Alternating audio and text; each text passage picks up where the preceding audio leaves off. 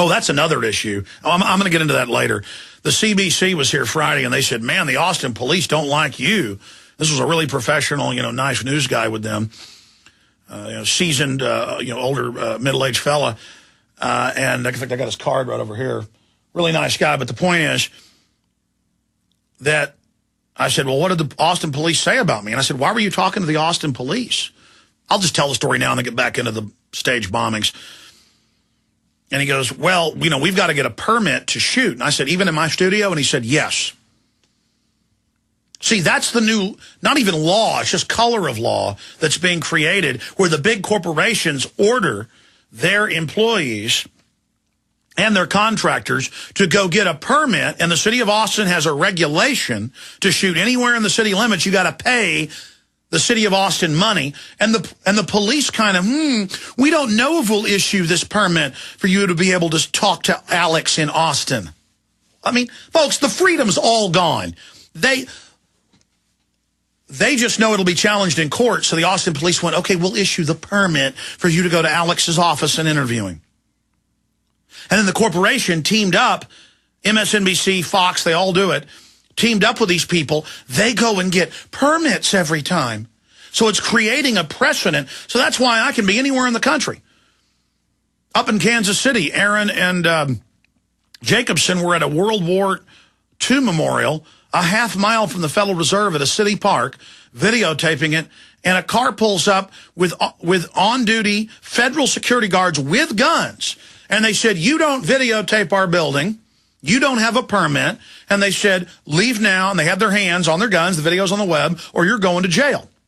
They went, try me. That's what America is. Just people in black uniforms walking up and saying, look, you don't have freedom. And the sticking the hands down the pants is meant to train us. But then I went further. I said, what'd they say? And the guy was like, this is after the interview. He goes, I don't want to get into it, but man, you got a scary job. And I was like, what? I mean, that's what America is a creepy Austin Police Department, a bunch of commissars who we don't know if we're going to give you a permit to interview Alex Jones. Oh, where's the free association? Where is any of it? And the guy said, no, our company makes us get it. And you ought to see New York, he went on. Sometimes they just deny it. Then we have to have someone leave the city to, interview him, basically. I mean, this is what we've turned into. This is what we are. It's pathetic. We've got to ask permission to the government. Government, can I get a permit to wipe my nose or tie my shoelaces? And the government, imagine the APD. You're going to interview Alex Jones? Oh, he's bad. I mean, in America, the police are between me and a TV station. It's so creepy. I hurt myself to know that police all over the U.S. are arresting people who videotape them in public, but the government's got face scanning cameras, license plate reading cameras, CIA in every major city, completely illegal, tracking everyone's credit card purchases in real time and admitting it. In that Threat Fusion Center FEMA camp special Ventura did, he interviewed the head of the Colorado Fusion Center, one of the most important in the country, and he admitted they track everything in real time. It's totally illegal. But then we go to the police department.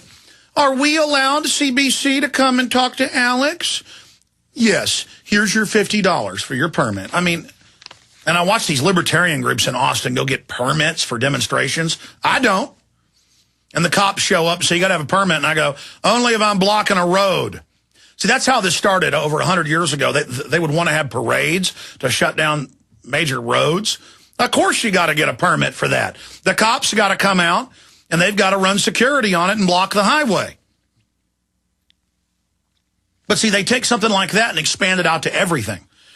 But, I know there are a lot of nice Austin cops where I live. I've run into them. I've talked to them. A lot of them are listeners. But, man, it's so creepy to know that the police are so bold that whoever's in that permitting department would talk trash about yours truly to an international media outlet that's producing the show, not just for Canadian TV, but British and U.S. television. I mean, the reporter was shocked and wouldn't tell me everything they said. Man, how creepy. How creepy. This country is in a lot of trouble. Hey, cops, You think your bank account's safe? You think your kid's future's safe? You think the economy's safe? When you're allowed to act and behave like that, you've been given all this illegitimate power because we got crooks running this country. Grow up. Man, I just can't believe it. Cops, I want you to have all your liberty and freedom. I want this to be a free country. But you're on power trips, and you know it.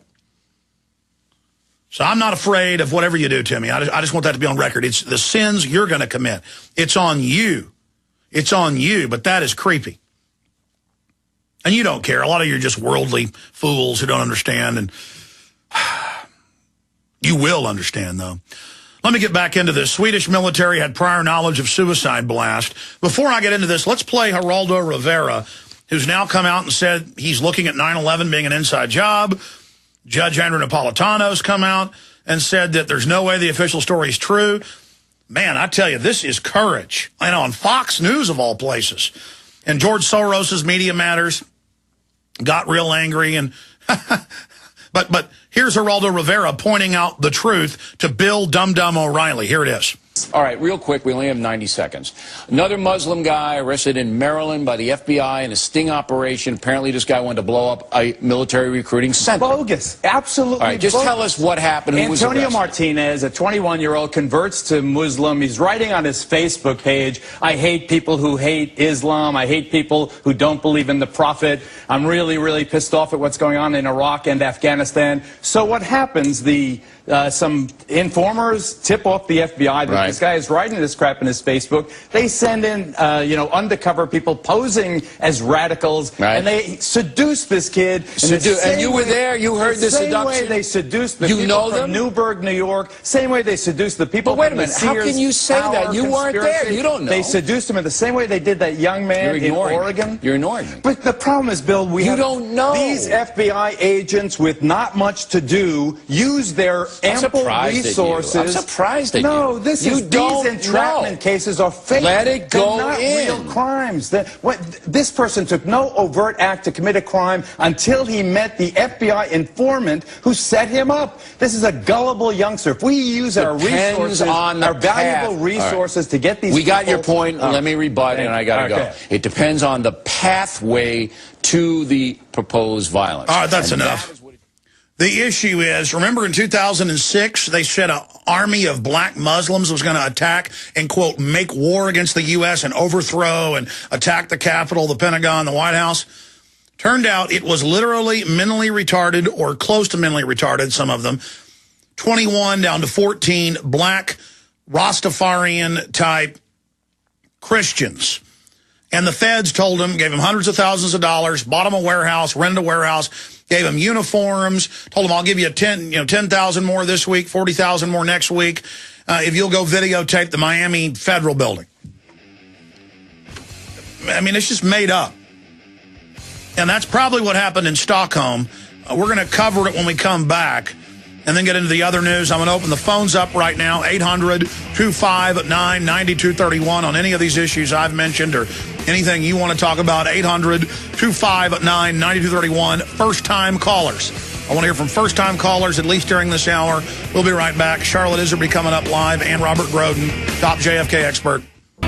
Well, gold and silver are blasting back up today, and here's the Bloomberg headline. Gold may beat silver, lifting ratio by as much as 20%, technical analysts believe.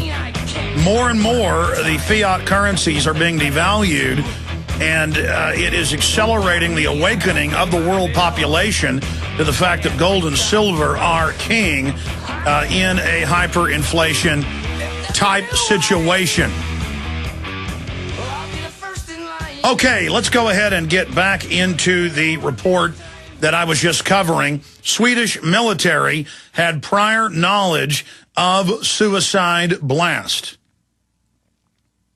This is Paul Joseph Watson's article, but he has links to some of the major mainstream Swedish newspapers. I will not try to butcher. Okay, I'll do it for entertainment purposes, though this is not a funny issue. Försvarsmakten. I guess that's their military employee. That's not the newspaper. I can't pronounce this other one. The point is, Swedish military had prior knowledge of suicide blast. Armed Forces staffer sent text message warning acquaintances to stay away from shopping street. Same thing happened in Mumbai. Same thing happened in Dubai. Same thing has happened with Oklahoma City on record. That came out in the news at the time of the Oklahoma City bombing, that the ATF was not there that day on the 9th floor and threatened local police and others and emergency workers to bandage up non-existent wounds and to tell people that they were in the rubble. And Cop of the Year refused, so they murdered him, killed him real good, Terrence Yakey. And also some of the other people refused, so they died mysterious deaths. Very nice people at the BATF. Swedish military had prior knowledge of suicide blast, and it goes on here. It says the Swedish military had prior knowledge of the suicide blast, which hit a busy shopping street in central Stockholm on Saturday, suggesting the attack was allowed to go ahead in order to bolster the flagging global war on terror. Swedish troops, by the way, are in Afghanistan. A Swedish Armed Forces employee warned an acquaintance to stay clear of the area in central Stockholm on Saturday, where several hours later 2 explosions went off in what is being called a terrorist attack, reports the local English-language Swedish newspaper. The TT news agency obtained a copy of the text, which was sent to the military staffer. Wow, they even have it. If you can avoid Drottning Nagatan today, a lot can happen there. So just so you know. By the way, people always say it's a rumor that there were warnings not to be in the towers. The towers were at about half occupancy. But still, they only had about 30% of the regular occupants in there that should have been in there at that time.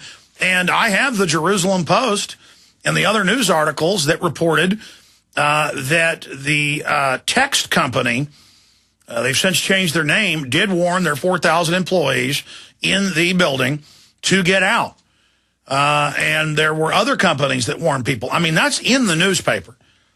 And you cannot deny that only about a third of the people that should have been in there, with the tenant ratio they had, and the buildings were only half filled to capacity because they had asbestos and other problems. But the issue was, of the 50% occupancy they had, there was only a third of those that would regularly be there. But side issue. Swedish military had prior knowledge of suicide blast, and here it is. Armed Forces spokesperson Jonas Svensson initially said he was unaware of the message, but would be checking into its origin. Swedish military sources later acknowledged the authenticity of the message and said they were preparing how to deal with the issue. And it goes on. Intelligence advisor Professor Wilhelm Agrell said the Swedish authorities may have known in advance of the suicide bombing, but military spokesman Eric Lagerstein denied any prior knowledge of the statement. We don't know, but a lot of times government just bombs things themselves. A lot of times they'll take somebody who they already don't like or think is guilty. That's kind of how it works. Well, you've been busted a few times for other crimes, so we're just going to frame you for this. Yeah, this guy is already a criminal. Let's just say he raped the girl and plant evidence. And it comes out over and over again worldwide that police forces do this. Every major crime lab in the U.S., from San Francisco to Houston to Dallas to the FBI crime lab, on record, just total fraud. They want somebody framed, they frame them. And by the way, they'll take your blood and then go plant it.